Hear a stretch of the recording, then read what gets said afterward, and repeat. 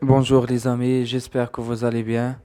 Bienvenue dans cette nouvelle vidéo et j'espère que vous avancez dans vos travaux de recherche. Aujourd'hui, on va parler sur un sujet qui est très important, qui est très intéressant. C'est comment choisir une revue pour publier mes résultats. Bien sûr, maintenant vous avez des résultats ou vous avez réussi à obtenir des résultats importants. Mais comment choisir une revue pour publier où je peux publier mes résultats? Il faut savoir que maintenant, avec la multiplication des revues sur le marché et la prolifération des journaux prédateurs, il est parfois difficile de choisir une revue pour publier un travail de recherche. Ainsi, l'objectif de cette vidéo est de définir le choix d'une revue pour soumettre un article sans se faire arnaquer. Alors, comment s'assurer de faire un choix judicieux?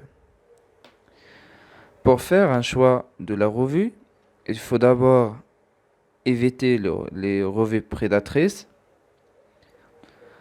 Alors, c'est quoi une revue prédatrice? Les revues prédatrices sont des revues frauduleuses qui envoient des courriers électroniques en masse en offrant de publier vos articles en libre accès dans des délais rapides moyennant un montant d'argent. Vous allez recevoir des emails, surtout si vous êtes inscrit dans un congrès ou vous avez déjà communiqué dans un congrès ou une conférence.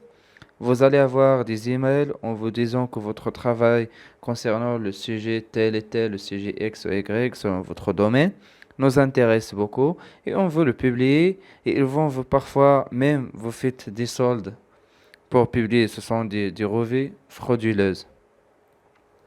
La deuxième point, c'est que les membres du comité éditorial ou le comité scientifique ne sont pas clairement mentionnés. Aussi, ils le sont, ils ne font jamais d'expertise. Donc, ils facilitent la publication. Vous écrivez n'importe quoi, ils vont la publier de manière très rapide en se basant sur l'offre qu'ils sont en open access. Et ça veut pas dire que les revues en open access sont des revues prédatrices. Mais il faut faire attention. Le troisième point, c'est que le titre de la revue n'est pas conforme avec les sujets des articles publiés. Par exemple, on trouve dans un journal des articles de physique, de la chimie, de la géologie et de la gestion dans le même journal. C'est de la fraude. Le quatrième point, c'est la publication, toujours conditionnée par des frais de publication.